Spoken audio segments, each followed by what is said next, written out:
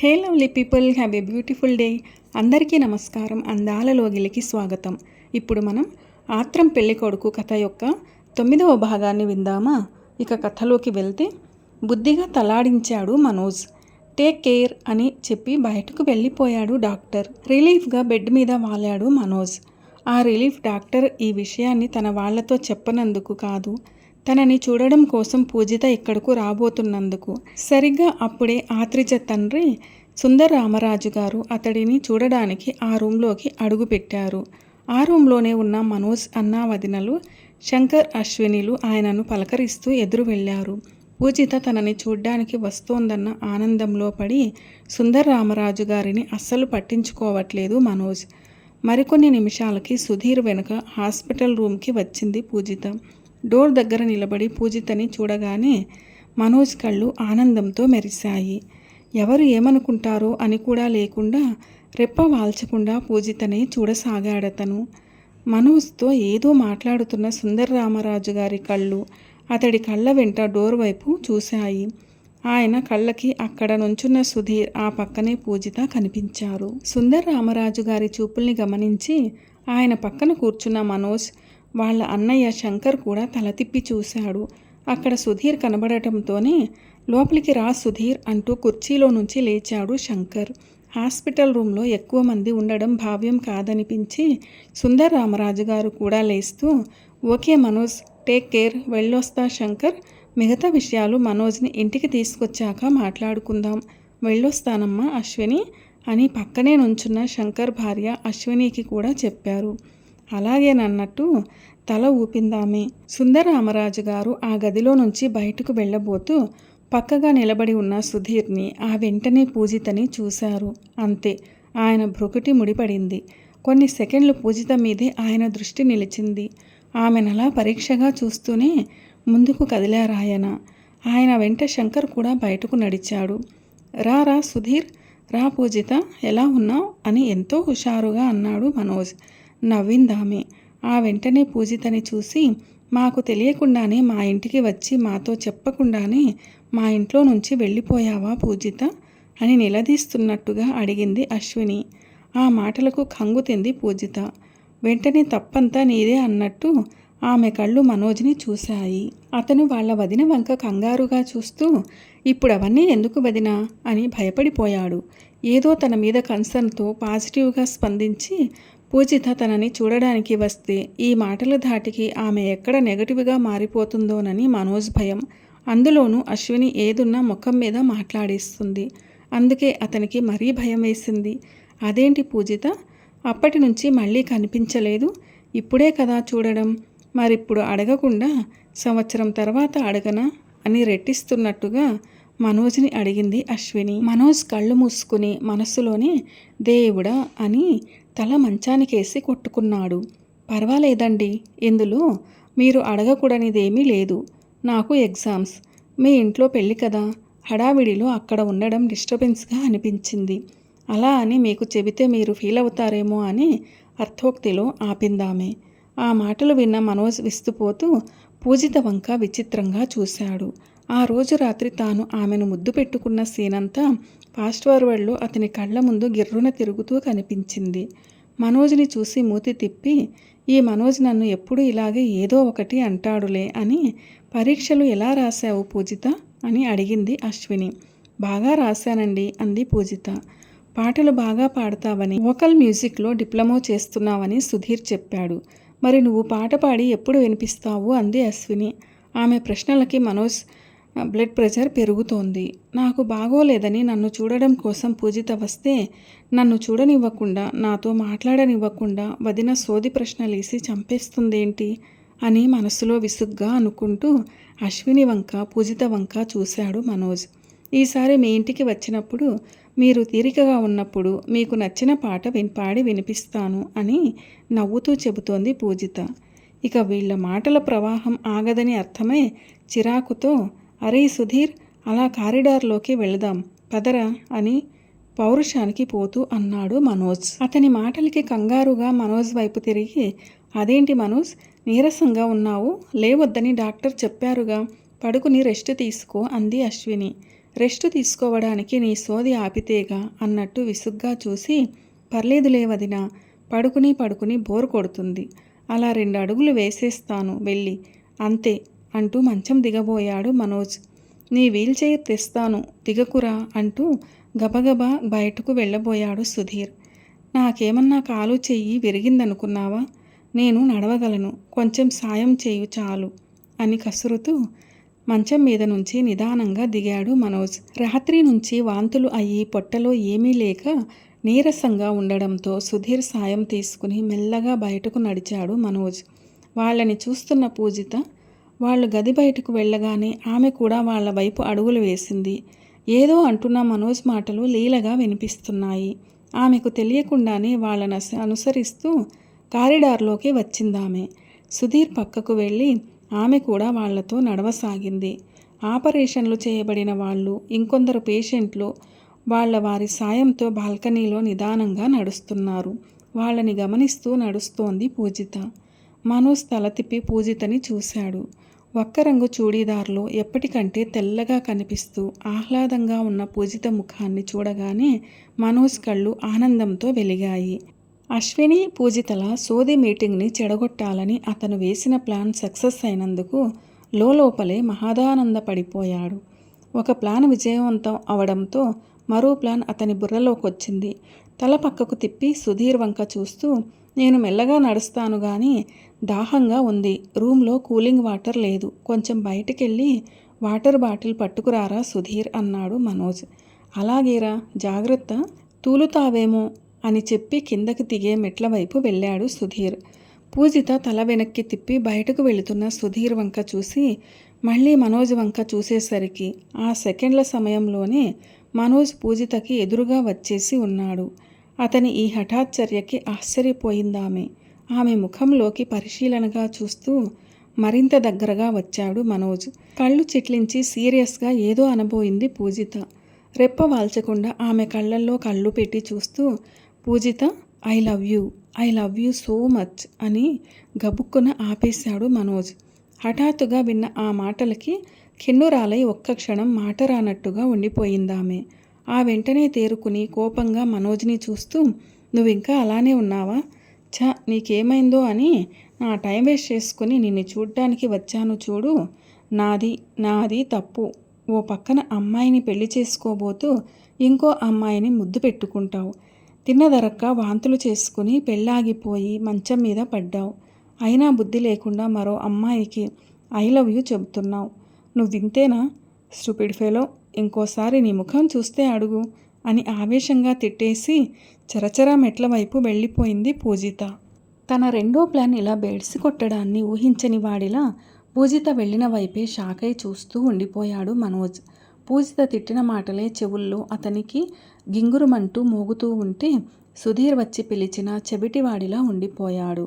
ఒక అమ్మాయికి ముద్దు పెట్టి ఇంకో అమ్మాయికి ఐ లవ్ యూ చెప్పి అలా 10 మంది అమ్మాయిలకి లైనేసినట్టు మాట్లాడుతుందేంటి అని చాలా ఇరిటేట్ అవుతూ ఆ ఆలోచనల్లోనే ఉండిపోయాడతను.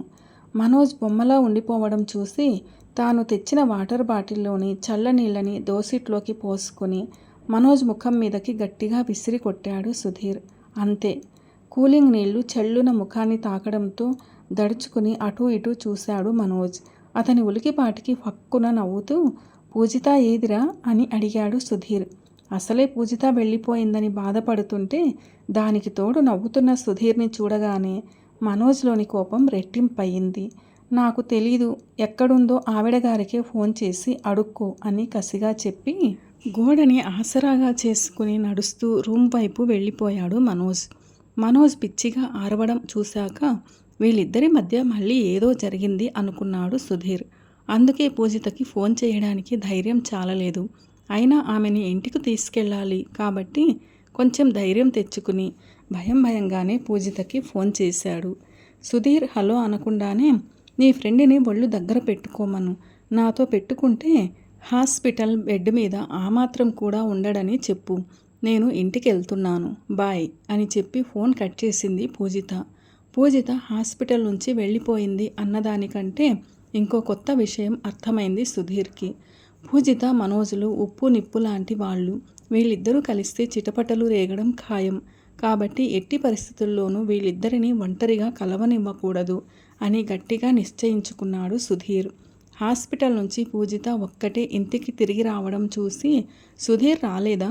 భోజనానికి వస్తానన్నాడుగా అని అడిగింది క్రాంతి. వాడికి భోజనం దండగా, ఎక్కడో ఓ చోట ఏదో గడ్డి తింటాడులే. నాకు కడుపు కాలిపోతోంది, త్వరగా అన్నం పెట్టు అని రుసరుసలాడుతూ అంది పూజిత. పూజిత చిరుబురులు చూసి ఆమె సుధీర్తో ఏదో గొడవ పడిందని అర్థమైంది క్రాంతికి. మరి 4 గంటలకి సుధీర్ పెయింటింగ్స్ గ్యాలరీకి వెళ్దామనుకున్నాంగా, అయితే వద్దా అని డల్గా అడిగింది క్రాంతి. అబ్బా బుర్ర తినకే, వెళ్దాంలే, ముందు అన్నం పెడతావా పెట్టవా అని గట్టిగా అరుస్తూ తన గదిలోకి వెళ్ళింది పూజిత. గ్యాలరీకి వెళదామనడంతో హుషారుగా వంటగదిలోకి పరిగెత్తింది క్రాంతి. ఇద్దరూ భోజనం చేసి 4 గంటలవుతుంటే ఆటోలో తుమ్మలపల్లి కళాక్షేత్రంకు చేరారు. మధ్యాహ్నపు ఎండ ఇంకా తగ్గకపోవడంతో గ్యాలరీలో సందర్శకులు పట్టుమని 10 మంది కూడా లేరు. ఎంట్రన్స్లోనే కూర్చుని ఉన్నాడు సుధీర్. పూజిత క్రాంతిలని చూసి నవ్వుతూ లోపలికి ఆహ్వానించాడు. వాళ్ళిద్దరూ లోపలికి వచ్చి హాల్ని పరిశీలిస్తూ ఉంటే, రండి నా పెయింటింగ్స్ చూపిస్తాను అని ముందుకు నడిచాడు. అతను చెప్పిన దాన్ని చెయ్యను అన్నట్టు బుంగమూతి పెట్టుకుని అలకగా అక్కడే కుర్చీలో కూర్చుంది పూజిత. ఆమె వంక ఓ సెకను చూసి, ఇప్పుడు పూజిత తన మాట వినదు అనుకుంటూ, నువ్వు రా క్రాంతి, ఆర్ట్స్ చూద్దువు అంటూ ముందుకు నడిచాడు. ఎంట్రన్స్లో ఉన్న కౌంటర్ దగ్గర కూర్చుని వాళ్ళిద్దరినీ చూస్తోంది పూజిత. సుధీర్ లోపలికి వెళుతూ అక్కడున్న హెల్పర్తో ఏదో చెప్పాడు. హెల్పర్ పూజితకి చల్లని కూల్ డ్రింక్ తెచ్చి ఇచ్చాడు. క్రాంతికి పెయింటింగ్స్ చూపిస్తూ ముందుకు నడుస్తున్నాడు సుధీర్. అతను వేసిన విభిన్నమైన వర్ణ చిత్రాల్ని అందరూ బాగున్నాయని మెచ్చుకున్న వాటిని, అతనికి మంచి గుర్తింపు తెచ్చిన తైలవర్ణ చిత్రాల్ని ఒక్కొక్క దాన్ని చూపిస్తూ వాటిలో నిగూఢంగా ఉన్న అర్థాన్ని, తన భావాన్ని వివరించి చెబుతున్నాడు సుధీర్. అక్కడ కూర్చున్న పూజిత చెవుల్లో మాత్రం మనోజ్ చెప్పిన మాటలే గింగిర్లు తిరుగుతున్నాయి. ఆమెకు అతి సమీపానికొచ్చి కళ్ళల్లోకి గాఢంగా చూస్తూ, ఐ లవ్ యూ పూజిత అని చెప్పిన మనోజ్ మాటలు ఆమె మనస్సుని కుదురుగా ఉంచడం లేదు. ఏమీ మాట్లాడబుద్ధి కావడం లేదు, మరేమీ చూడబుద్ధి వినబుద్ధి కావడం లేదు. ఆ మాటలు వింటున్న క్షణంలో మనోజ్పై కలిగిన కోపం ఇప్పుడు లేదు. పూజితలో ఆమె మనసు రకరకాల ఉద్వేగాలలో మునిగి తేలుతోంది. హాస్పిటల్లో జరిగిన సంఘటనతో ఆలోచనల్లో మునిగిపోయిన పూజితకి తన సెల్ ఫోన్ మోగడం కూడా వినిపించలేదు.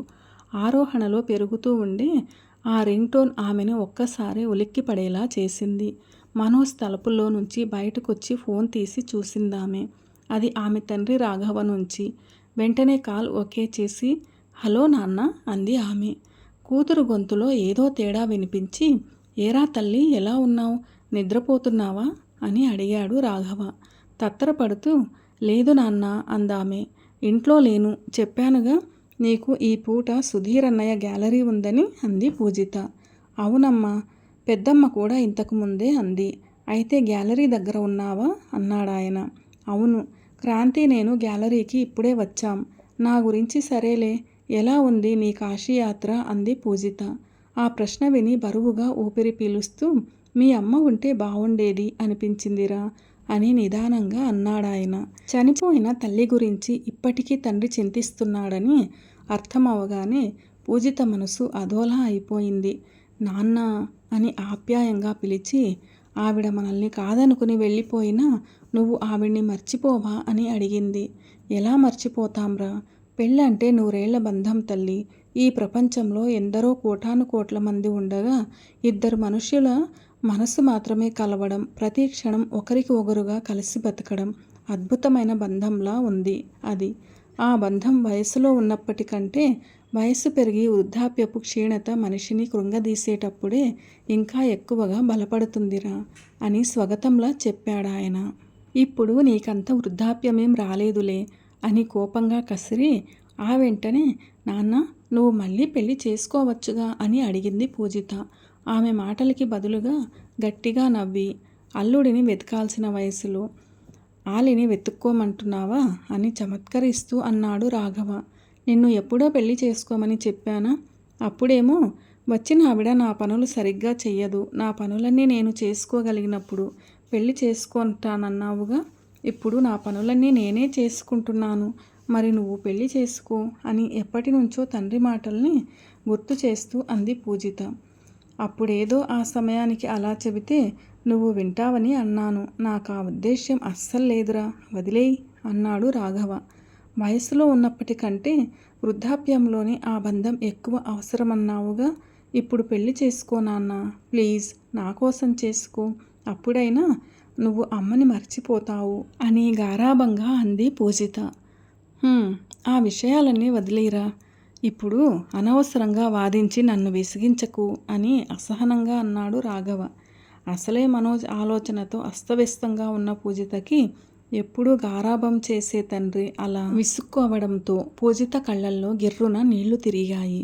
బుంగమూతి పెట్టి, ఎప్పుడు ఇలానే అంటావు, నేనేం తప్పు మాట్లాడానని నన్ను అంత విసిగిస్తున్నానా? అంతేలే, నన్ను ఇంకా చిన్నపిల్లలానే చూస్తున్నావు, నాకేం తెలియదు అనుకుంటున్నావు అని అలకతో కోపంగా ఫోన్ కట్ చేసింది పూజిత. అవతల రాఘవ ఆశ్చర్యపోయాడు. ఇన్నేళ్లలో పూజిత ఎప్పుడూ ఆయన మీద ఇలా కోపాన్ని ప్రదర్శించలేదు, ఇలా ఫోన్ కట్ చేయలేదు. ఇప్పుడు తానేమన్నానని కోపం, పిల్లలానే చూస్తున్నావంటుందేంటి అని మనసులో అనుకుంటూ ఆలోచనలో పడిపోయాడు రాఘవ. సమయం గడుస్తున్నా ఆయన ఇంకా ఆ ఆలోచనల్లో నుంచి, పూజిత మాటల్లో నుంచి తేరుకోలేకపోయాడు. 5 నిమిషాలకి మళ్ళీ పూజిత ఫోన్ చేసి సారీ నాన్న అని బుజ్జగిస్తున్నట్టుగా చెప్పింది. ఎందుకురా సారీ, ఏం చేశావని అని కూతుర్ని అడిగాడు రాఘవ. నిన్ను విసిగించి ఫోన్ కట్ చేశానుగా అని మనస్ఫూర్తిగా చెప్పింది పూజిత. నిజంగానే విసిగించావా అని నవ్వుతూ అన్నాడు రాఘవ. ఏమో, విసిగించాను అన్నావుగా, అందుకే సారీ అని అలకగా చెప్పింది. అమాయకత్వం నిండిన ఆమె మాటలు ముద్దుగా అనిపిస్తూ ఉంటే నవ్వేశాడు రాఘవ. నవ్వుతూనే, నేను ఏదంటే అదే కరెక్టేనా? నువ్వేం విసిగించలేదురా తల్లి, నేనే విసుక్కున్నాను. మీ అమ్మని కూడా ఇలానే విసుక్కుని ఉంటాను, అందుకే తను అని అంటూనే ఆయన గొంతు గాద్గదికమై ఇంకా మాట్లాడలేకపోయాడు రాఘవ. ఇదిగో, ఇలా మాట్లాడితే మళ్ళీ ఫోన్ కట్ చేసేస్తాను. అయినా ఏంటి నాన్న, ఎప్పుడు నన్ను ఏడవద్దు అని చెప్పేవాడివి, నువ్వే ఇలా అయితే ఎలా అంది పూజిత. లేదులేరా, నేను బాధపడడం లేదు, తను నా పక్కన ఉంటే బాగుండుననిపించింది. ఇందాక పెద్దమ్మ పెదనాన్న ఓ రోజు గురించి మాట్లాడితే ఏదో గుర్తుకొచ్చి అలా అనిపించింది అంతే అన్నాడాయన. ఆయనలోని పాతగాయం రేగడానికి కారణం అర్థమై మౌనంగా ఉండిపోయింది పూజిత. కొన్ని క్షణాలకి ఆయనే అందులో నుంచి తేరుకుంటూ, సర్లే ఇవన్నీ కాదు కానీ ఇక్కడ కాశీలో గంగమ్మ తల్లి ఎంత బాగుందో తెలుసా? ఈ నీటిలో ఏదో మహత్యం ఉందిరా. మనుషులం ఇంత కలుషితం చేస్తున్నా ఒడ్డమ్మట ఎక్కడా ఈగలు కానీ దోమలు కానీ లేనే లేవు. ఈ గుడుగులు ఎంత బాగున్నాయో. గంగ నీటిలో ఒక రాతి గుడి ఉంది, అందులో కూర్చుంటే అసలు ఏ ఆలోచనలు రావడం లేదు తెలుసా అని వారణాసిలోని విశేషాల్ని చాలా ఆశ్చర్యపోతూ వివరించి చెప్పాడాయన. అయితే నువ్వు కాశీ నుంచి రిటర్న్ ట్రైన్ ఎక్కే వరకు ఆ రాతి గుడిలోనూ కూర్చో, ఏ ఆలోచనలు రాకుండా ప్రశాంతంగా ఉంటావు అని వెంటనే అంది పూజిత. కూతురి మాటలకు, ఆమె అన్న విధానానికి ఒక్కసారి బిగ్గరగా నవ్వేశాడు రాఘవ. నవ్వి సరే గాని నువ్వెలా ఉన్నావు, ఏం చేస్తున్నావు అని అడిగాడు. బాగున్నాను, ఈ సమ్మర్లో మా ఫ్రెండ్స్ ఫ్యాషన్ డిజైనింగ్ కోర్సులో జాయిన్ అవుతున్నారు, నేను ఫ్యాషన్ డిజైనింగ్ కోర్స్ నేర్చుకుంటాను నాన్న అని గారంగా అడిగింది పూజిత. నీ ఇష్టంరా, నేర్చుకో అని చెప్పి అప్పుడే భాస్కర్ రావు రావడంతో ఇదిగో పెదనాన్న వచ్చారు. కథ ఇంకా ఉంది. The story continues in the next video. ఆత్రం పెళ్లి కొడుకు కథ యొక్క 9వ భాగం ఎలా అనిపించింది మీకు? నచ్చిందా? నచ్చినట్లయితే వీడియోను లైక్ చేయండి, మీ ప్రియమైన వారందరికీ షేర్ చేయండి, అలాగే మన ఛానల్ను సబ్స్క్రైబ్ చేసుకోవడం అస్సలు మర్చిపోవద్దు. వీడియోను చివరిదాకా చూసి కథను పూర్తిగా విన్నందుకు ధన్యవాదాలు. ఈ కథపై మీ విలువైన అభిప్రాయాలను కామెంట్ సెక్షన్లో తప్పకుండా తెలియచేయగలరు. ఇలాంటి మరిన్ని మంచి కథల కోసం స్టే ట్యూన్ అందాల లోగిలి. See you all in another video. Till then, keep smiling and be happy. A very special thanks to the story writer for this wonderful and amazing story, Atram Pelli Koduku.